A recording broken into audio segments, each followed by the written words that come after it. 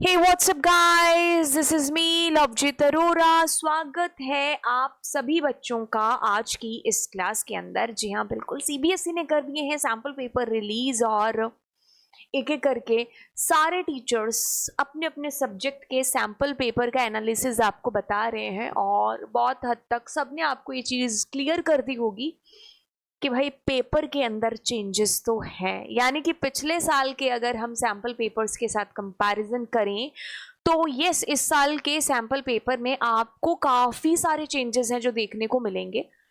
तो मैंने सारे चेंजेस सब्जेक्ट चैप्टर वाइज कह लो और सेक्शन वाइज कह लो, ईयर वाइज कह लो, तो मैंने हर तरीके से इसका एक एनालिसिस किया है।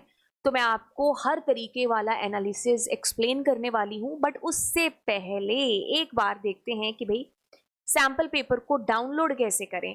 क्या करना है, cbsc.government.in पर आपको जाना है, या तो आप मेन वेबसाइट पर चले जाओ, लेकिन आप शैक्षणिक वाली वेबसाइट पर जाओगे तो आपको सारे सैम्पल पेपर्स यहीं से हैं जो मिल जाएंगे। कैसे?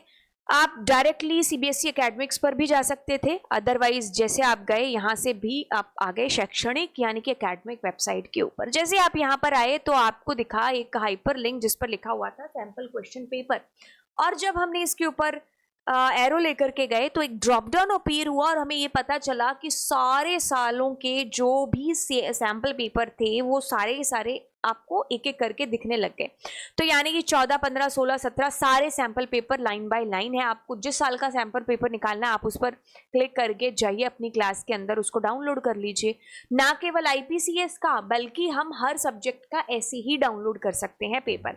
तो करना कुछ भी नहीं है, आपको 2024-25 का देखना था तो आप यहाँ पर गए और क्लास 12th है जी हमारी, क्लिक किया और एक ये पेज हमारा ओपन हो चुका और इस पेज के अंदर सारे सब्जेक्ट्स, उनके सैम्पल पेपर और उसकी marking scheme line by line यहाँ पर लगी हुई है। आपको ढूंढना है जी आपका सब्जेक्ट जो कि है जी कंप्यूटर साइंस।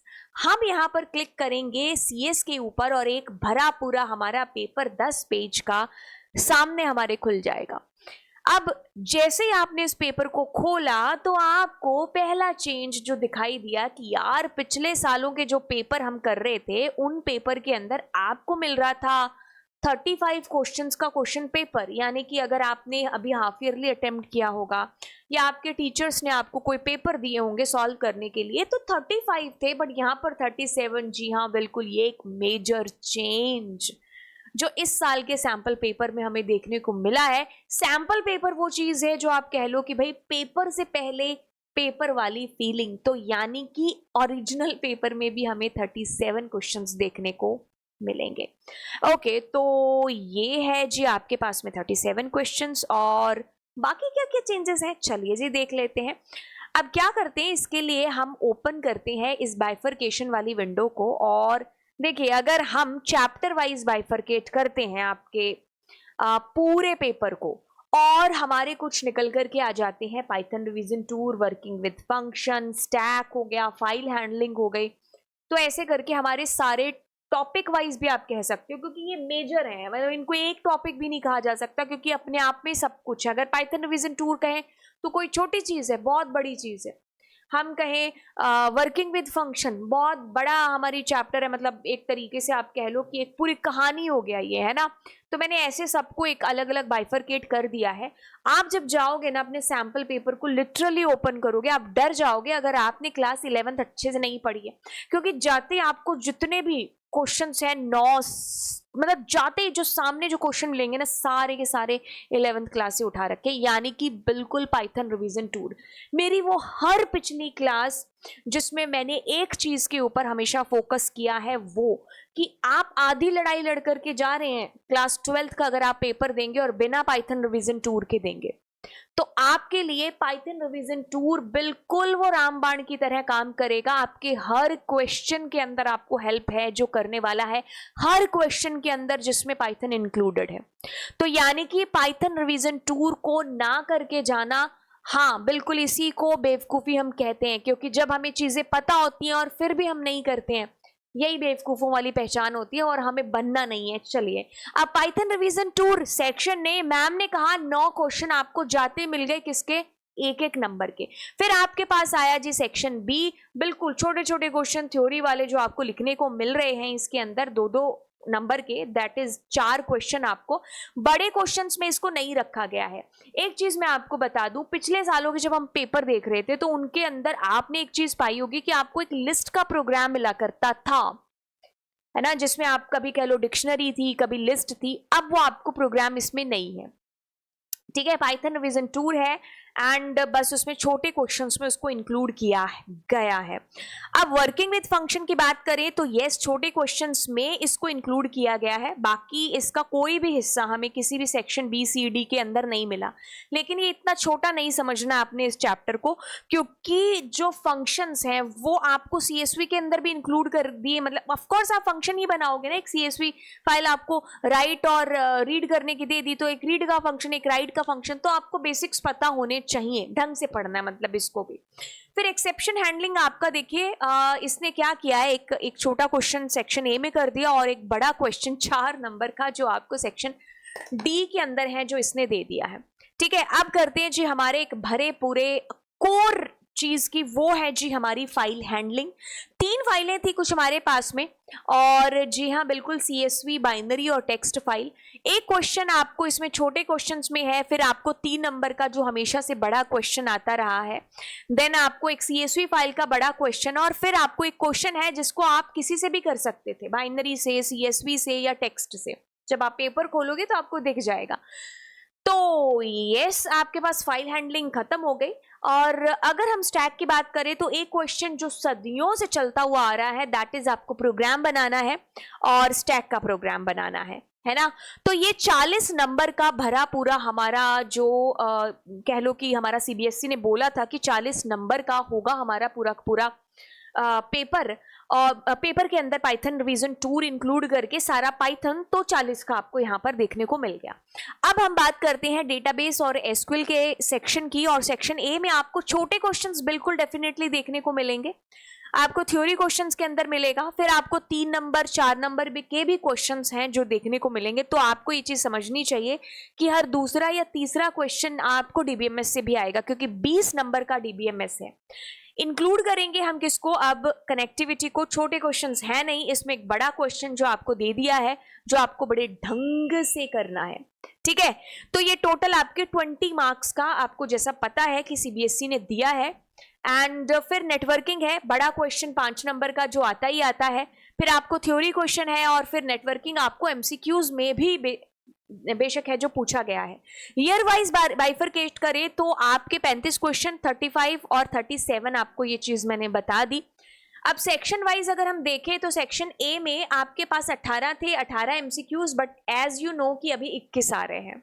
फिर आपके पास में 2 नंबर के जो क्वेश्चन है, तो इनकी संख्या आपके पास में वही रखी है, एंड मार्क्स भी वही है, 7 क्वेश्चन है 2 नंबर के। और फिर जो 3-3 नंबर के हैं वो यहाँ पर थोड़े से कम है जो कर दिए हैं इन्होंने, लेकिन जो सेक्शन डी है उसमें इंक्रीमेंट कर दिया है। सीधा ये 2 था और यहाँ पर डबल कर दिया है, ठीक है।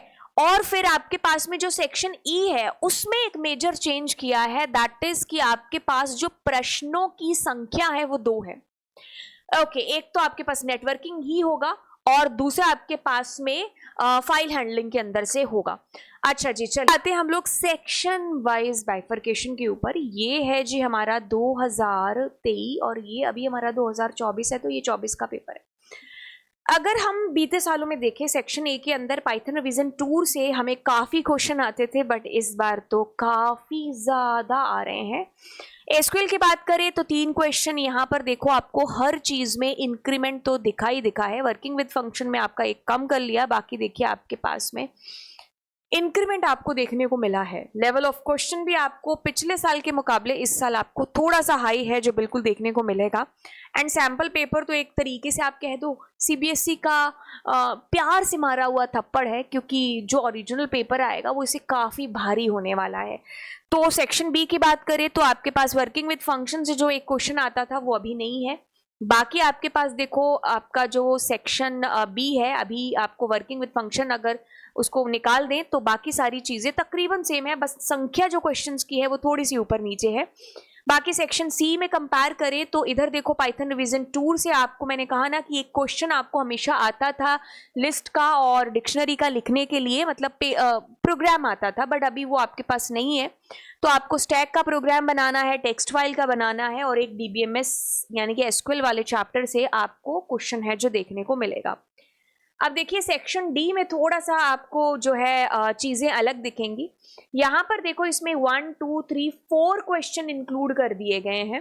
एज कंपैरेटिवली हमारे पिछले साल के पेपर से डबल क्वेश्चंस आपको देखने को मिलेंगे। 16 नंबर का ये पूरा सेक्शन इन्होंने कर दिया। फिर हमारा जो सेक्शन ई है वो पहले 3 क्वेश्चन आते थे अलग अलग, अब आपको 2 क्वेश्चन मिलेंगे सेक्शन ई के अंदर 5-5 नंबर के। तो इस तरीके से CBSE ने काफ़ी ज़्यादा बदलाव कर दिए हैं आपके इस साल के पेपर के अंदर। तो यानी कि आपको अब पॉइंट टू द स्टडी है जो करनी होगी। ऐसा नहीं है कि आप एक रात पहले पढ़ के या एक हफ्ता पहले पढ़ के आप CS में बहुत अच्छे नंबर से टॉप कर जाओगे, ऐसा नहीं है। आपको CS हो या IP हो, आपको उसको बड़े ढंग से पढ़ना है, क्योंकि चीज़ें ज़्यादातर प्रैक्टिकल आ रही है। और प्रैक्टिकल एक ऐसा सब्जेक्ट है कि अगर आपने उसको किसी से समझ लिया या मैं प्रैक्टिकल कर रही हूँ, आपको वो पूरे तरीके से समझ में आ गया, लेकिन फिर भी आप उसमें 100% तब तक नहीं हो जब तक आप उसको खुद से प्रैक्टिकली नहीं कर लेते। ये ठीक वही चीज़ है कि हम क्रिकेट का मैच रोज़ देखते हैं, हमें सब चीज़ें पता है कैसे खेलनी है, लेकिन हम फिर भी क्रिकेट नहीं खेल पाते। तो यानी कि क्रिकेट क्या है, एक प्रैक्टिकल है ना, तो प्रैक्टिकल हमें खुद से करना पड़ेगा उसमें परफेक्शन पाने के लिए। तो CS हमारा जो सब्जेक्ट है या IP हमारा जो सब्जेक्ट है, दैट इज प्रैक्टिकल सब्जेक्ट। तो आपको उसको खुद से प्रैक्टिकल करना है, क्योंकि हो सकता है आप जब प्रैक्टिकल करें तो वो जो गलतियां मुझे नहीं देखने को मिली थी, हो सकता है आपको वो एरर्स आ जाए। ठीक है, तो चलिए फिर मिलते हैं आपसे नेक्स्ट क्लास के अंदर। और कैसा लगा आपको ये सैम्पल पेपर एनालिसिस, मुझे कमेंट सेक्शन में तो ज़रूर बताना। साथ ही साथ अपने उन सारे दोस्तों से इस क्लास को ज़रूर शेयर करना जिनके पास भी कंप्यूटर साइंस है। तो चलिए फिर मिलेंगे आपको अगली क्लास में। Bye bye.